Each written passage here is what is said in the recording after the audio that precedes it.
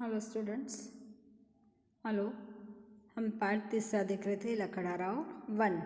मैंने आपको इसके शब्दार्थ और पाठ समझा कर दिया और टेक्स्ट बुक में का जो भी स्वाध्याय आपको कल समझा कर दिया था उसके अंदर कुछ व्याकरण भी आया था, विशेषण और संज्ञा छट कर लिखना है और उसके भेद भी लिखना है आपको, तो मैंने बताया था वहाँ तक। आज हम देखेंगे थोड़े से ज़्यादा से प्रश्न जो किताब में दिए गए हैं। तो पहले इसमें देखेंगे मुहावरे और उनके अर्थ। तो हामी भरने का मतलब होता है स्वीकार करना। घोड़े बेचकर सोना, निश्चिंत होकर सोना। और अपने पैर पे कुल्हाड़ी मारना, स्वयं अपना नुकसान कर लेना। ये हो गए इसके मुहावरे और उनका अर्थ। अब देखेंगे हम तीसरा प्रश्न देखेंगे। कृति नंबर 3 शब्द संपदा। परिच्छेद में प्रयुक्त विशेषण को ढूंढकर लिखिए। जो भी पाठ के अंदर आए विशेषण आपको देखना है और लिखना है, ठीक है। तो पहला विशेषण, आपको 4 विशेषण कोई भी लिखना है तो आपको पाठ को पढ़ के लिखना है। तो गहरा ये विशेषण हो गया। तालाब का नदी कैसे थी? बहुत गहरा पानी था। भगवान, भाग्यवान, दुखी और मेरी, ये हो गए विशेषण। अगला प्रश्न दिया गया है, परिच्छेद में प्रयुक्त प्रत्ययुक्त शब्द ढूंढकर मूल शब्द और प्रत्यय अलग करके लिखिए। आपको दिया है चिंतित। चिंतित का मतलब होता है, मूल शब्द क्या आएगा? चिंता। उसको प्रत्यय लगा गया है इत। मूल शब्द क्या है? चिंता प्लस इत। इत उसका प्रत्यय है। भाग्यवान, भाग्य प्लस वान, भाग्य प्लस वान। भाग्य हो गया मूल शब्द, वान हो गया उसका प्रत्यय। आ रहा ध्यान में? अब आपको दिया है स्वमत लिखिए।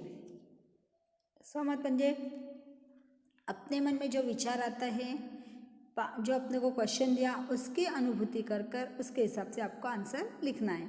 दूसरों की मदद करने से आनंद की अनुभूति होती है। विषय पर अपने विचार लिखिए। हम दूसरों की जब मदद करते हैं, दूसरे के काम में हम काम आते हैं, तो हमें ऐसा लगता है कि नहीं मैंने कुछ तो भी जीवन में अच्छा कार्य किया, मेरा काम, मेरा जीवन सार्थक हुआ। इस प्रकार जब हम करते हैं तो हमें उस समय पे बहुत आनंद होता है। तो वह आनंद हमें कैसा होता है, कौन सा काम हमने किया, किस व्यक्ति का हमने काम किया, उसको हमारी ज़रूरत थी क्या, ये सारी बातें सोचकर हमें क्या अनुभव आया वो अनुभव आपको वहाँ पर लिखना है, ठीक है। तो देखेंगे, दूसरे की मदद करने से आनंद की अनुभूति होती है। विषय पर अपने विचार लिखिए। उत्तर में लिखना है आपको। मानव जीवन का उद्देश्य है अपने मन, वचन, काया, शरीर यानी काया से दूसरों की मदद करना। मन से अच्छी अच्छी बातें करना कि नहीं ये भी मेरे साथ में, इनका भी अच्छा होना चाहिए, इनकी भी तरक्की होनी चाहिए, इनके भी घर नहीं तो घर बनना चाहिए। ये जब शुभ विचार मन में आते हैं तो इसे कहते हैं मन के विचार। मन से भी शुभ विचार हम बांध सकते हैं।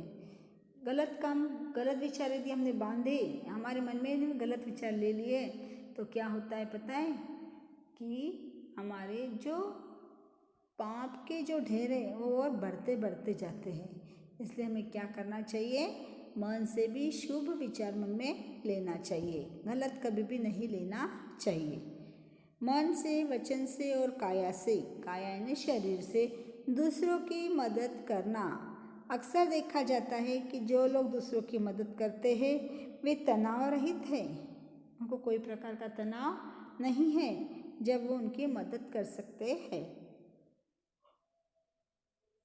हमारे घर में खुद की हम बहुत ज़्यादा तनाव होगा तो हम किसी की मदद कर नहीं पाएंगे। उन्हें मानसिक शांति और आनंद का अनुभव होता है। उनका जीवन संतोषपूर्ण होता है। मनुष्य एक सामाजिक प्राणी है। समाज में रहते हुए उसे आगे बढ़ने और उन्नति करने के लिए समय समय पर दूसरों की मदद की आवश्यकता पड़ती है।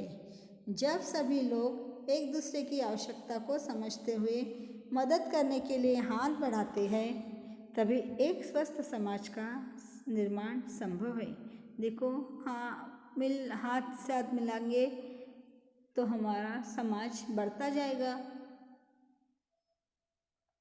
एक अच्छी चीज़ हमारे सामने आएगी और हम एक दूसरे के कार्य में हमेशा आगे बढ़ेंगे।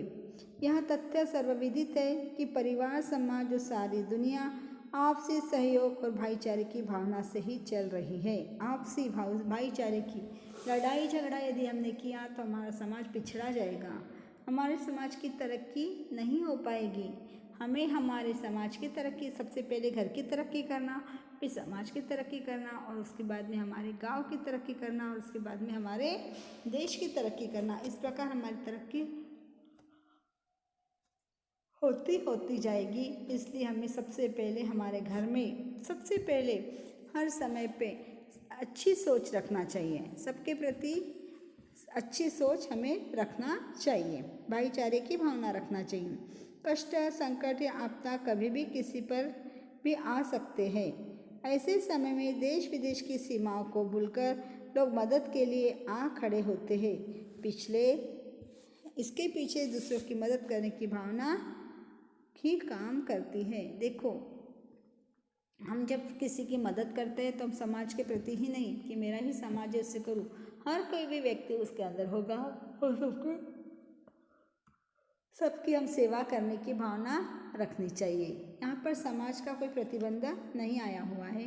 हर व्यक्ति को हर किसी का साथ देने का अधिकार होता है और वो स्वयं अपने अधिकार को यदि जान ले कि मेरा यह काम है, मैं इसकी मदद करूं, तो वो भावना होगी दूसरे की मदद करने की और वही अनुभूति हमारे को हमारे विचारों पर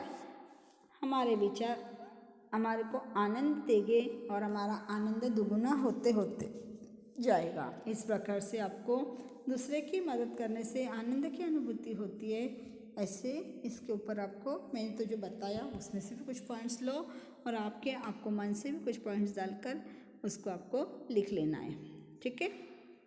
अब अगला प्रश्न दिया है आपको, संक्षेप में उत्तर लिखिए। संक्षेप में नहीं, छोटा सा उत्तर देना है। भगवान की शर्त, कौन सी भगवान की शर्त थी? क्या कहा था भगवान ने?